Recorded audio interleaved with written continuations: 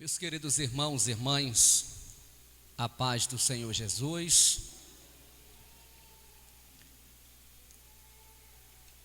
Abram, por gentileza, a sua Bíblia Sagrada. Mateus, Evangelho de Jesus Cristo, segundo escreveu Mateus, o publicano, precisamente no capítulo de número 7, versículo 24 a seguir. Todo aquele, pois, que escuta estas minhas palavras e as pratica, compará-lo-ei ao homem prudente que edificou a sua casa sobre a rocha. Desceu a chuva e correram rios e assopraram ventos e combateram aquela casa, e não caiu, porque estava edificada sobre a rocha. E aquele que ouve estas minhas palavras e as não cumpre, compará-lo-ei ao homem insensato que edificou a sua casa sobre areia. Desceu a chuva, correram rios e assopraram ventos e combateram aquela casa, e caiu, e foi grande a sua queda. Amém? Levante a sua mão direita, diga assim: Senhor Jesus, fala comigo através da sua palavra. Amém e amém. Aquele que não se assenta para aprender não tem o direito de se levantar para ensinar.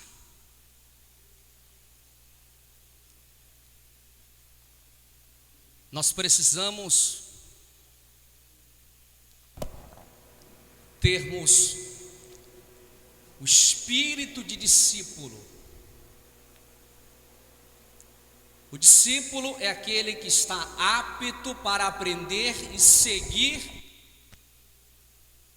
os ensinamentos do Mestre.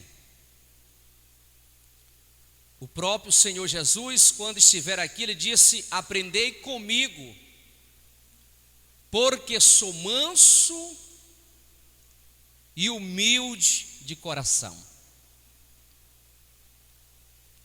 Queridos irmãos, eu quero que você, por gentileza, anote o tema do nosso ensinamento: como edificar sua casa. É um tema simples. Como edificar a sua casa. A palavra casa, ela tem pelo menos 3 derivados. A palavra casa representa a nossa casa como lar. A palavra casa representa o templo físico. E a palavra casa representa o templo espiritual, pessoa.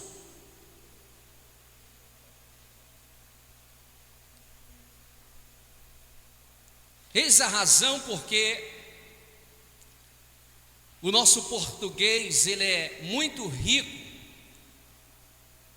e ele faz assim uma parceria com o grego e com o hebraico. Porque através de uma palavra, tanto no hebraico como no grego, nos dá vários sentidos. Exemplo, a palavra poder. A palavra poder significa keraton, querem, dunamis, exócia. Então, por isso que a gente, estudando a Bíblia Sagrada, a gente vai perceber um poço de profundidade nas Escrituras Sagradas. Quanto mais nós lemos a palavra, quem gosta de ler, mais ela vai se tornando rica. Por isso que Paulo diz: habite em vós a palavra de Cristo abundantemente. Abundantemente. Como edificar a casa? Existe pelo menos 3 lições que nós vamos extrair, exaurir desse texto. A palavra ouvir, a palavra praticar e a palavra edificar. Existe, queridos irmãos, alguns segredos ou maneiras como edificar uma casa, como edificar um prédio. Não é de qualquer maneira, de qualquer forma que a gente se vê casas ou prédios sendo levantados. Existe por trás uma série de itens que faz com que um prédio, uma casa, venha a ser levantada. Existem muitas casas que são belas, bonitas, assim como existem muitas famílias que são belas, bonitas, assim como existem tantos empreendimentos que são belos e bonitos, mas são casas, pessoas, empreendimentos que não têm sustentabilidade, que não têm raiz, que não têm profundidade. A gente olha, a gente vê a aparência, a estética. Aquele casal parece que não tem um problema, mas algumas vezes é só um reboco, é só uma pintura, foi feita só uma reforma, não tem base, não tem sustentabilidade. Jesus, queridos irmãos, algumas vezes ele se deparou com 2 grupos, 3 grupos, os escribas, que eram os mestres na escrita, os saduceus, que acreditavam em Deus, mas negava a crença na ressurreição, nos anjos e no Espírito. E a terceira classe que Jesus deparou, chamado fariseus, que acreditava em Deus, acreditava na ressurreição, nos anjos e também no Espírito. Porém, queridos irmãos, algumas vezes a gente vai perceber Jesus chamando eles de sepulcros caiados, ou seja, é como se fosse navios. Bonito, de longe a gente observa, mas quando chega lá, ele está parado na beira da praia, cheio de lixos, cheio de insetos, quebrado, rasgado, trincado. De longe parece ser uma coisa muito bela, mas de perto. Assim também existem casas, existem pessoas que demonstra ser uma coisa, mas é outra coisa. E quando vem as intempéries da vida, os problemas, as dificuldades, não tem sustentabilidade. Cai, o vento leva, quando vem a enchente, quando vem o problema, a casa não fica em pé. E aqui, queridos irmãos, eu já li várias vezes essa passagem, e desde ontem o Espírito de Deus está ministrando no meu coração. E eu quero que você preste atenção nessas 3 palavras, que é de suma importância para a casa não cair ou para a casa ser edificada. Todo aquele, pois, que escuta. A palavra escuta no grego significa de ser apto para ouvir, prestar atenção, acreditar e agir, ouvir cuidadosamente e compreender. Então, o significado desta palavra significa tudo isso: ouvir. Porque antes de construir qualquer casa, qualquer prédio, fazer qualquer coisa, nós precisamos ouvir. Nós precisamos parar para ouvir. Eis a razão porque tantos projetos, tantas coisas dá errado. Porque a pessoa, presbítero Júnior, não atenta para ouvir, e ouvir é compreender, é dar atenção, é prestar atenção. Esta casa foi levantada, mas o pastor, os irmãos tiveram que parar para ouvir. Ouvir o engenheiro, o pedreiro, os serventes, as pessoas. Vamos traçar um projeto aqui, como nós vamos fazer, qual vai ser o comprimento, a largura. E alguém começou a dizer: nós vamos aproveitar o terreno, nós vamos fazer esse prédio, esta casa de oração, a largura X, a altura X, o comprimento X. Mas alguém teve que parar para ouvir. Então Jesus, ele é bem categórico, franco, quando ele faz essa narrativa, que para alguém construir a casa, primeiramente ela precisa ouvir. E nós temos uma mania que nós não queremos parar para ouvir. Muitas vezes a esposa não para ouvir o esposo, ou o esposo não para ouvir a esposa. Muitas vezes problemas surgem na igreja, porque o departamento não quer ouvir o pastor, porque muitas vezes o departamento não quer ouvir o líder. Como esta casa vai ter sustentabilidade quando vir um vento que representa a prova, quando vir a enchente que representa a prova, quando vir os rios se inundando que representa as provas, as lutas? Como a casa vai ter segurança se não para aprender, se não para ouvir? Agora preste atenção.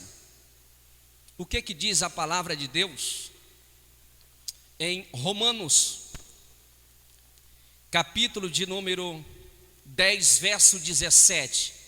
Romanos capítulo 10, pastor Eliese, verso 17.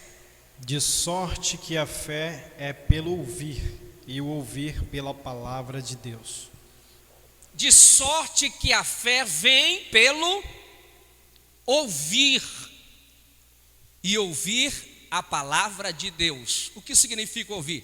Prestar atenção, dar crédito, agir, ouvir cuidadosamente. O crer vem pelo ouvir, e ouvir a palavra.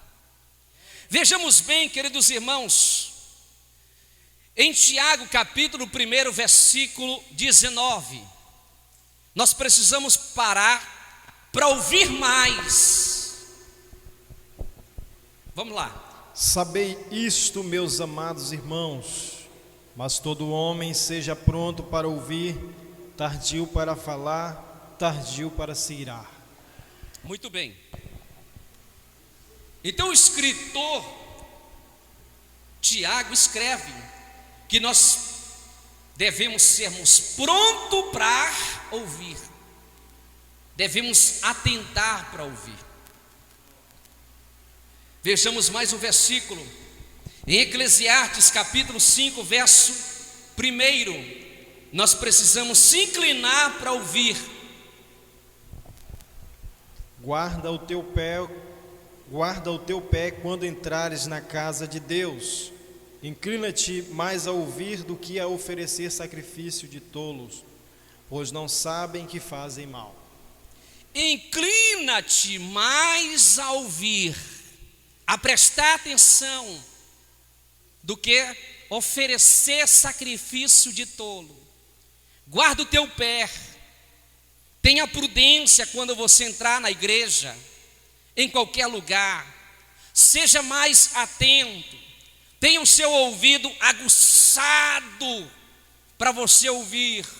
Muitas vezes a gente acaba ouvindo coisas e distorcem, porque a gente não presta atenção naquilo que ouve.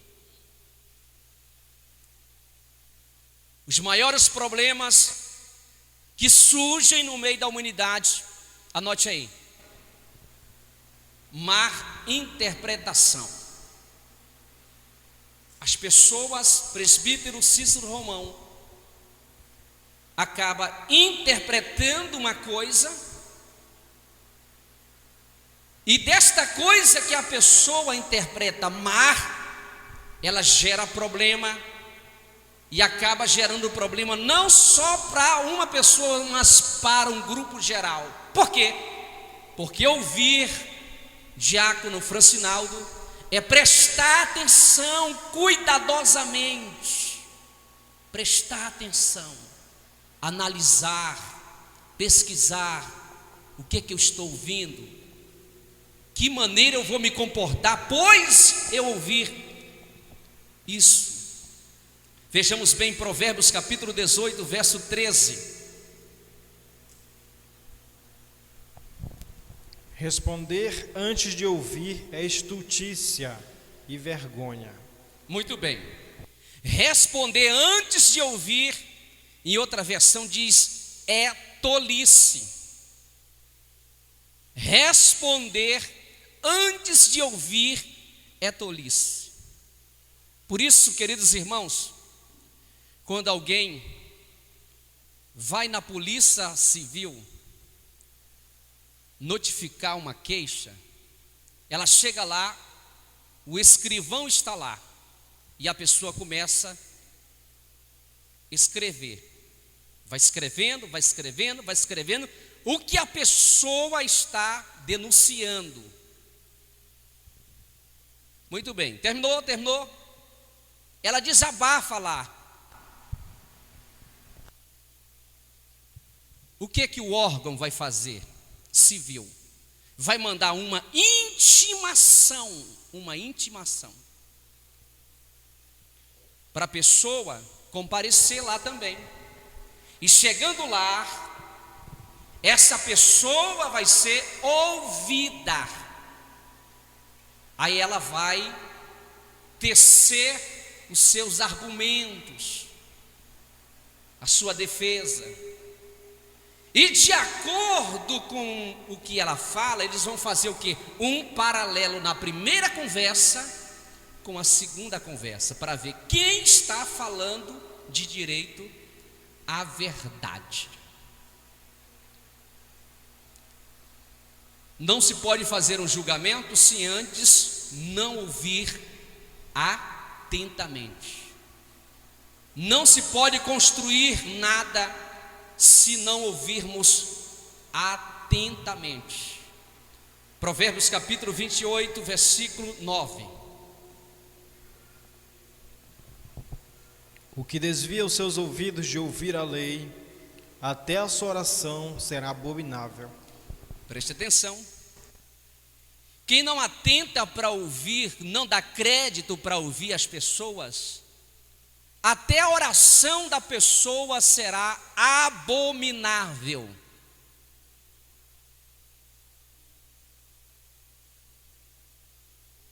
Quem estuda passa o tempo todo na sala de aula fazendo o que, irmãos? Ouvindo, ouvindo, ouvindo. O médico passa de 7 a 8 anos ouvindo teoria sobre a medicina. O advogado estuda 5 anos ouvindo teoria,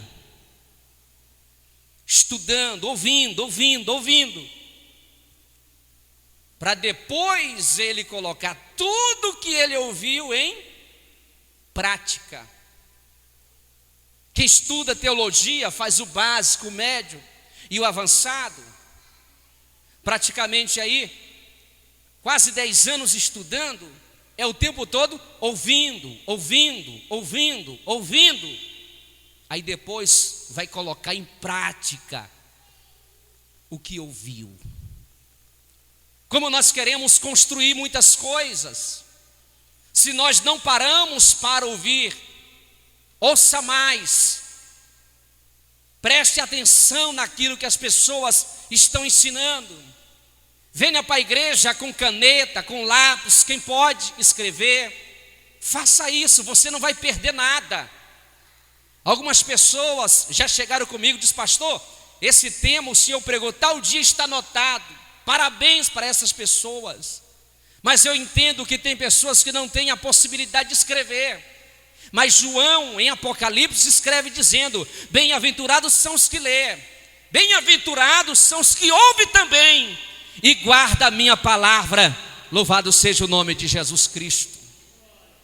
Porque quando nós ouvimos de verdade, a palavra de Deus, ela vai descer para a nossa alma, ela vai gerar vida dentro da nossa alma, e é isso que nós precisamos pararmos para ouvir. Eu disse na abertura: quem não se assenta para aprender, não pode se levantar para ensinar. Se você não ouve, se você não quer ouvir, você não tem direito de se levantar para ensinar. Então Jesus, de uma forma categórica aqui, dá um ensinamento, pastor Elias, o modelo como nós podemos construir casas, famílias, ministérios, de forma simples e objetiva. Primeiro, ouvir, dar crédito.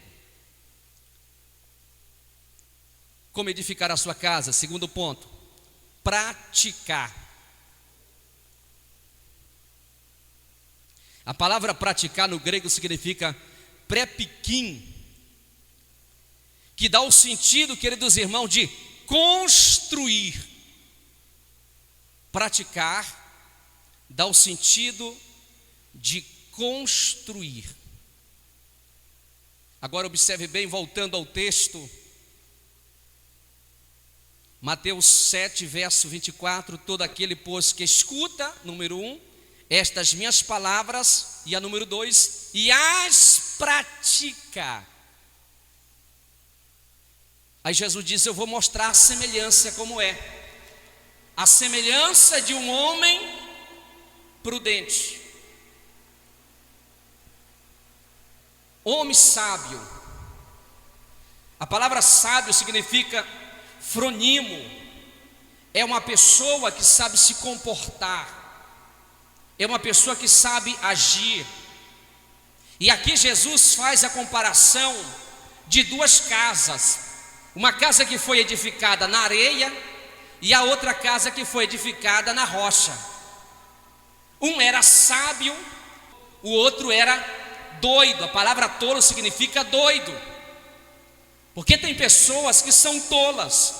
Em vez de edificar a sua casa na rocha, em vez de edificar a sua casa com profundidade, pelo contrário, quer edificar a sua casa rapidamente, não tem planejamento, não para ouvir, acha que sabe tudo, e na realidade essa pessoa é doida, é uma tola. E quando vinha a tempestade, quando vinha o problema, quando vinha a luta, ela não tem raiz, ela não tem sustentabilidade. Eis a razão porque a gente vê tantos crentes que quando o pastor prega uma doutrina, ele diz: eu vou lá para a igreja fulano de tal, eu vou lá não sei o quê. Sabe por quê? Porque ele nunca, presbítero Cícero Romão, edificou a sua casa na rocha.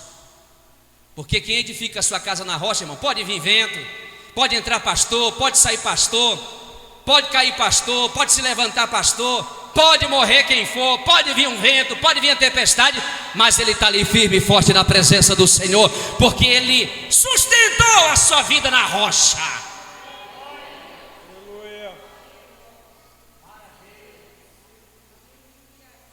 Agora, nós precisamos passarmos do segundo ponto, do primeiro ponto, que é ouvir, e logo em seguida colocarmos em prática. Tiago capítulo 1, versículo 22 e 23.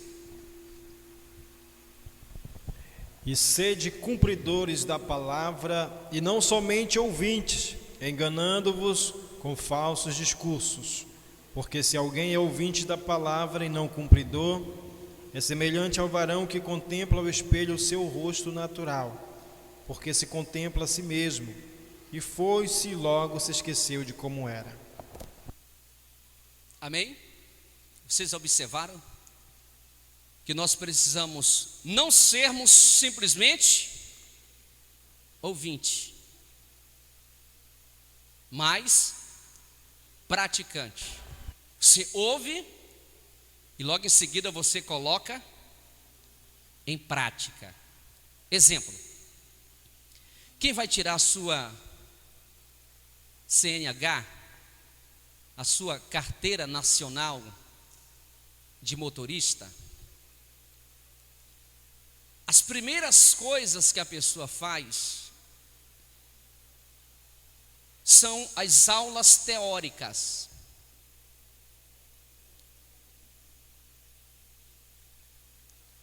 Irmão Edson, e uma das palavras que a gente ouve muito ali é a palavra chamada atenção.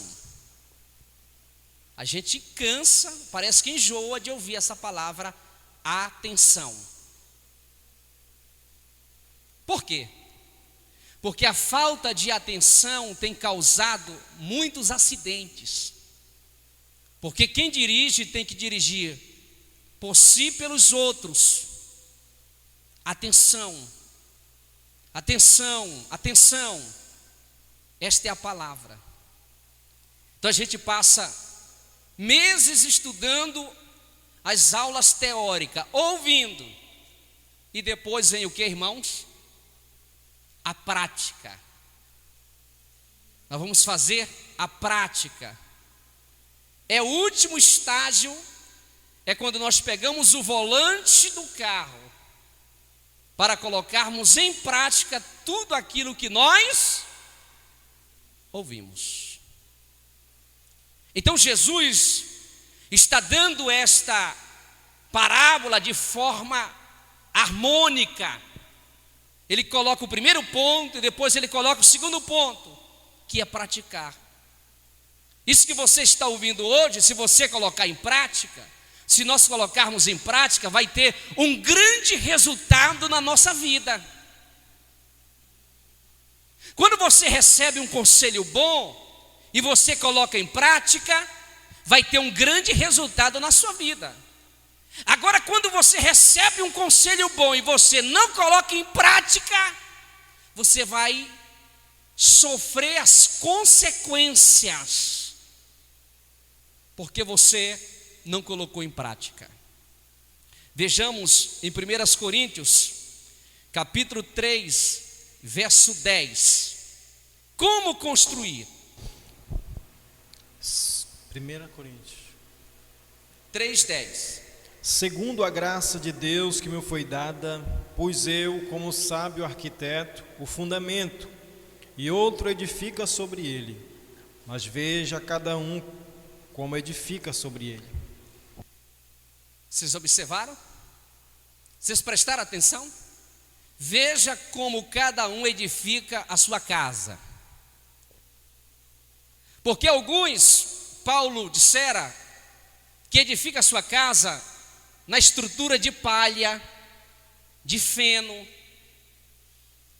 de coisas perecíveis, sem sustentabilidade. Veja como cada um deve edificar a sua casa, a sua vida, a sua família. Quais são os materiais que eu estou usando para edificar a minha vida? Quais são os materiais que você está usando para edificar a sua casa, a sua vida? Você já parou para pensar? Quais são os materiais que você está usando para levantar a sua casa, a sua vida, a sua família, o seu ministério? Quais são os materiais? Paulo está dizendo aqui que primeiramente nós precisamos edificar a nossa vida na graça. E quem é a graça? É Jesus.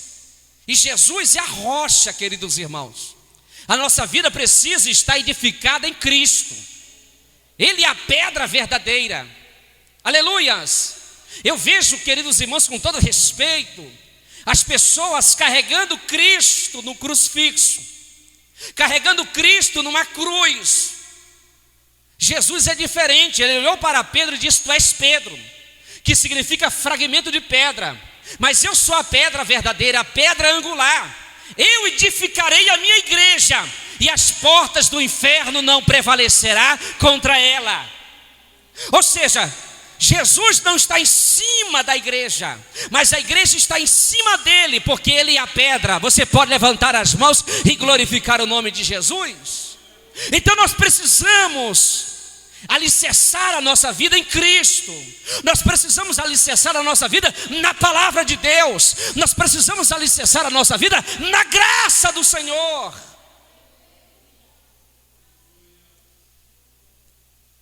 O sábio frônimo é aquela pessoa que antes de levantar a casa, ela calcula primeiro, ela sonda primeiro, ela analisa primeiro. Como nós estamos edificando a nossa fé, a nossa vida, irmãos? Você tem parado para analisar? Nós precisamos, irmãos, dessa graça de Deus, para podermos estarmos preparados, presbítero Cícero Romão, porque aqui Jesus está fazendo aqui um paralelo da casa, a nossa vida, para quando vir a luta, a tempestade, as enchentes, os ventos, nós precisamos estarmos preparados. Quando vinha a fome, quando vinha a nudez, quando vinha a espada, Paulo disse assim: quem nos separará do amor de Cristo? Uma pergunta que ele faz, e ele mesmo responde dizendo: quem nos separará do amor de Cristo? É esse versículo que eu quero. Versículo 35. Vamos lá. A tribulação, anote ou aí, angústia. segurei. Quem nos separará do amor de Cristo? Vamos lá. Diga comigo: a tribulação. Vamos lá, 1, 2, 3. A tribulação. A tribulação pode separar o crente de Jesus, irmão? Sim ou não? Pode. Tem muita gente que se separa por causa da tribulação. Não vamos ser aqui triunfalistas. Quando vem a tribulação na vida de muitos crentes, eles pulam do barco, larga Jesus. Ou angústia. Angústia. Quantas pessoas, no momento da angústia, larga Jesus? Eu já vi pessoas dizer assim: quando eu estava lá no mundo, eu não sofria tanto, mas eu vim para a igreja, eu estou sofrendo. Se lembram do povo de Israel? Mas antes, era melhor quando nós estávamos lá no Egito. A angústia separa crentes que alicerçaram as suas vidas aonde, irmãos? Aonde? Na areia. Crente que não tem sustentabilidade, quando vem a tribulação, quando vem a angústia, larga Jesus. Segundo, ou a perseguição. A perseguição é uma coisa ferrenha. Tem gente que é perseguido dentro da igreja e já sai da igreja. Ah, eu saí da igreja por causa do pastor, eu saí da igreja por causa da irmã, eu não vou com a cara da irmã. Uma perseguiçãozinha. Todos os discípulos, todos os apóstolos morreram de morte, de mártire, exceto João. Todos morreram, queridos irmãos, de morte trágicas. Pedro foi colocado numa cruz de X, de cabeça para baixo. Alguém disse assim: nós vamos te crucificar igual o teu Jesus. Ele disse: não sou digno, me crucifica de cabeça para baixo. Era perseguição. Nós não estamos passando tantas perseguições como os nossos pais passaram, irmãos. O que a gente está vendo é crente brigando com crente, é igreja brigando com igreja, é pessoas dentro de uma arena de gladiadores brigando. As almas estão morrendo. Esses dias eu falei na rádio que a nossa luta não é contra a carne ou sangue, mas sim contra os principados, as potestades. É hora de nós abrirmos os nossos olhos. Pessoas estão indo para o inferno e crentes brigando. Que não está alicerçado a perseguição, mas na frente a fome. A fome. A fome. Mas tem países aí, queridos irmãos, que a fome é generalizada. A fome dói. Quem já passou fome aqui? Eu tive um período na minha vida que eu passei fome, queridos irmãos. Eu ia para os supermercados, atrás, sabe de quê? De ossada, atrás de verduras, para levar para casa, para minha mãe fazer, para a gente comer. Fome dói. Eu olhava de um lado no outro, não tinha nada para comer. Eu já passei um período desse na minha vida. Agradeça a Deus pelo pão, pelo calçar. Agradeça a Deus pela vida que você tem. Quem pode levantar as mãos e dizer glória a Deus? Ou a nudez. A nudez, mais na frente. Ou o perigo. Continua. Ou a espada. A espada, segura aí. Já pensou se alguém chegar com você com espada? Colocar a espada na sua garganta, e aí você nega Jesus? Eu vou tirar a sua vida, a vida da sua filha, do seu filho, do seu esposo, só para você negar Jesus? Mas você está alicerçado na rocha. Pode dissipar a minha garganta, a minha cabeça, mas eu não vou negar Jesus, porque quando eu chegar lá, o Senhor me dará outra cabeça. Levanta as mãos e glorifique o nome de Jesus. Continua, pastor Eliezer. Como está escrito: por amor de ti somos entregues à morte todo dia. Todo dia, irmãos. Você é entregue à morte todos os dias? Sim ou não? Não. Eles eram entregues à morte todos os dias. Todos os dias que Paulo chegava numa cidade, Paulo era maltratado, irmãos. Eu fiz uma tese, qual era o espinho de Paulo. Eu não posso aqui afirmar de forma categórica qual era o espinho de Paulo, mas eu fiz uma análise que o espinho de Paulo, que Paulo tinha na sua carne, era a perseguição, porque em todo lugar que ele chegava, ele era perseguido, ele era maltratado. Nós estamos vivendo, sabe de quê, irmãos? Nosso evangelho aqui, de camarote. A gente não sabe o que é sofrer de verdade por amor de Cristo. Agradeça a Deus que você tem uma igreja. Agradeça a Deus que você tem oportunidade. Agradeça a Deus que você tem microfone, você tem som, você tem igreja para adorar e exaltar o nome de Jesus Cristo.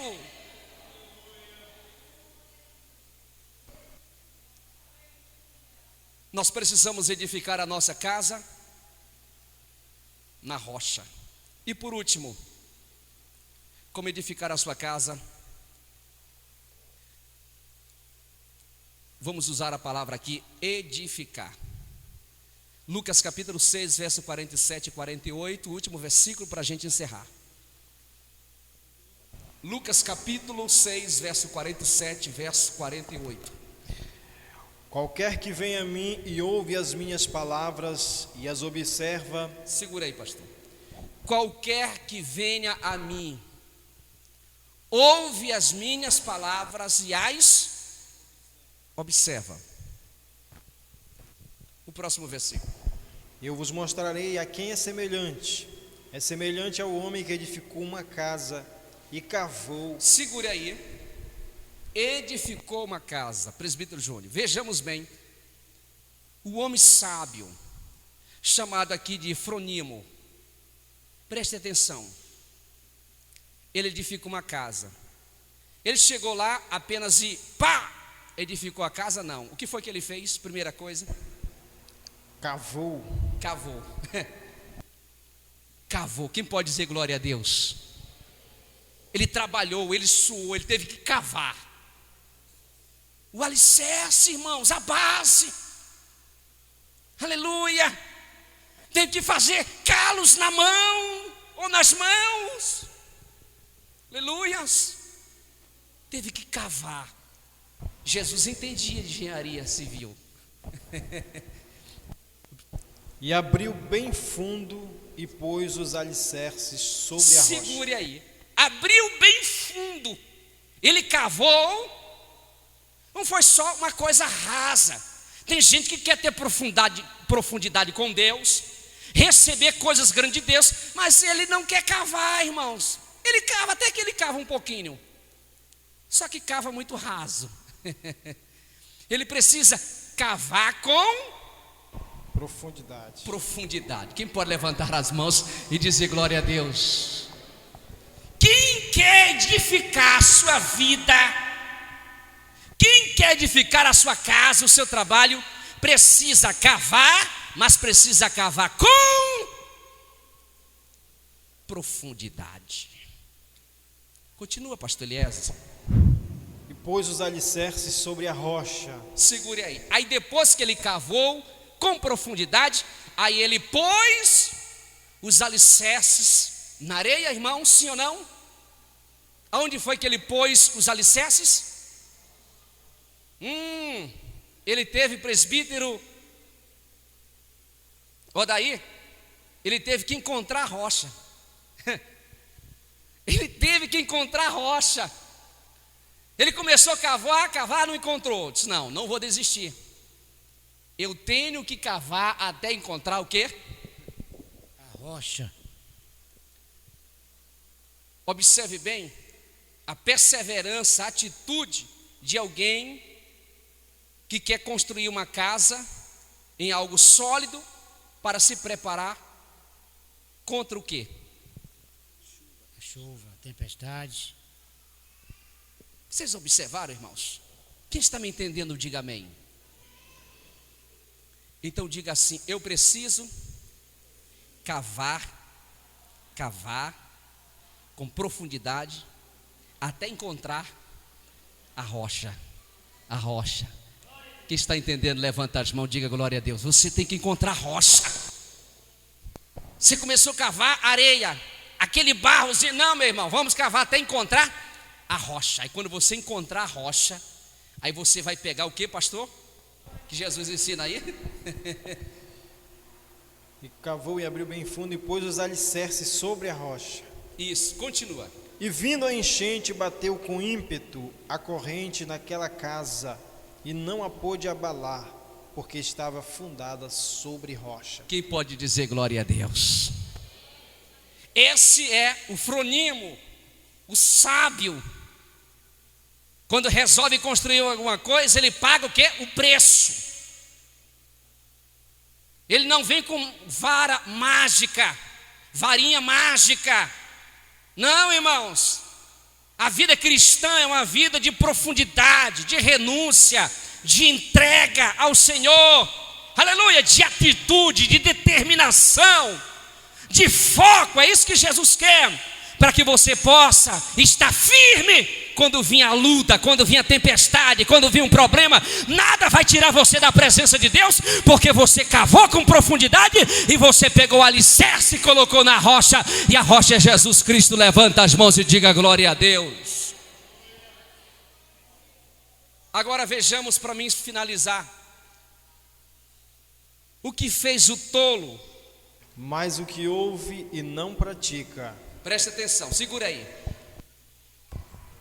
O tolo, o doido, ele ouve, mas diga assim: entra no ouvido e sai no outro. O sábio ouve, diga, o sábio ouve, desce para cá. O tolo ouve, entra no ouvido e sai no outro. O sábio ouve e desce para o coração. Terra boa. Aleluias. Agora veja bem, irmãos, as características do tolo. Continua no mesmo versículo. É semelhante ao homem que edificou uma casa sobre terra. Olha só. Continua. Continua. Sem alicerces. Observe bem. Ele não cavou, não aprofundou, não encontrou a rocha. Já que eu não encontrei a rocha, não cavei, eu vou construir aqui em cima da terra, da areia. Agora veja o que aconteceu com ele.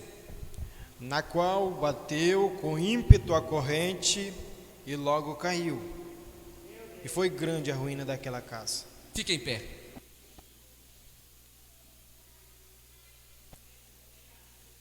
Veja a diferença aqui, Francinaldo, do sábio e do doido. Tolo é doido. Eu estou usando aqui a palavra mais forte, para tirar você do banco mesmo. O sábio e o doido. O doido é aquele que ouve a palavra. Eu não dou crédito, eu não dou atenção, pastor.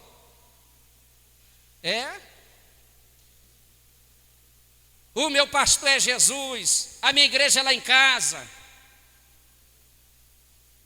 Eu não obedeço a homens, eu obedeço só a Deus. É tolo, é doido. Deixa ele.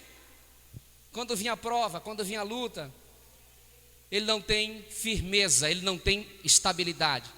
Mas o sábio é o contrário do doido. Quando ele ouve a palavra, ele diz assim: fala, Senhor, é comigo que o Senhor está falando. Eu aceito esta palavra, Senhor. Eu recebo essa palavra porque está mexendo comigo, está me transformando, está me tirando da cadeira, está falando comigo. Eu aceito essa palavra. Quanto mais ele vai se humilhando, ele vai edificando a sua casa sobre a rocha.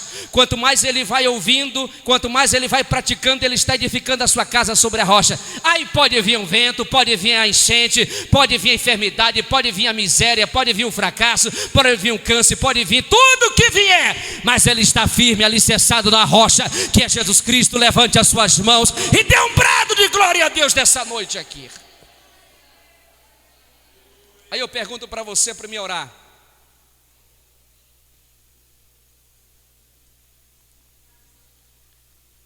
que tipo de construtor é você? Pergunte para o seu irmão: que tipo de construtor é você? Você é sábio ou você é doido? Você é sábio ou você é doido? Você é doido de construir uma casa na areia? Tem gente assim, presidente? Será que tem? Tem sim, senhor. Tem? Será que tem crente assim, irmão? Tem ou não tem? Tem, né? Irmãos, a graça é Jesus. Aleluias. Vamos edificar a nossa vida em Jesus. Vamos olhar para Jesus. Vai acontecer muitas coisas ainda antes do arrebatamento, irmã Joana. Mas a igreja do arrebatamento, eita glória a Deus. Deixa eu falar isso para você. A igreja do arrebatamento, ela está firmada, alicerçada na rocha que é Jesus. O próprio Jesus disse: eu edificarei a minha igreja e as portas do inferno não prevalecerá contra ela. Ou você pode levantar as mãos. Agora é a hora de você soltar o glória a Deus que está preso dentro do seu peito. Feche os seus olhos, Pai.